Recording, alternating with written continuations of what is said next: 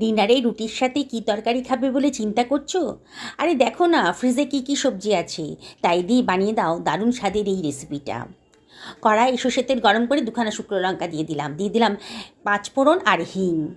তারপর দিয়ে দিলাম পেঁয়াজ কুচোনো। একটু নাড়াচাড়া করে দিয়ে দিলাম হলুদের গুঁড়ো, ধনের গুঁড়ো, জিরের গুঁড়ো, লঙ্কার গুঁড়ো আর প্রয়োজন মতো লবণ। আবারও একটু ভাজা ভাজা মতো করে নিলাম। দিয়ে দিলাম টমেটো কুচি, মিষ্টি কুমড়ো, ভাপানো আলু, পটল আর ঢ্যাঁড়স।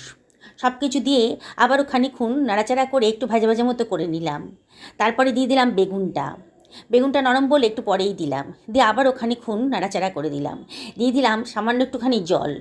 এবার ঢাকা দিয়ে 12 থেকে 15 মিনিট রান্না করে নিলাম। ঢাকা সরিয়ে সামান্য একটু চিনিও দিয়ে দিলাম। দিয়ে আবারও নাড়াচাড়া করে একটু হিং দিয়ে দিলাম। দারুণ সুন্দর গন্ধ বেরোচ্ছে। তরকারিটা একটু মাখো মাখো হবে, দারুণ টেস্টি। সবজি খেতে পছন্দ করেন না যারা, তারাই কিন্তু চেয়ে চেয়ে খাবেন।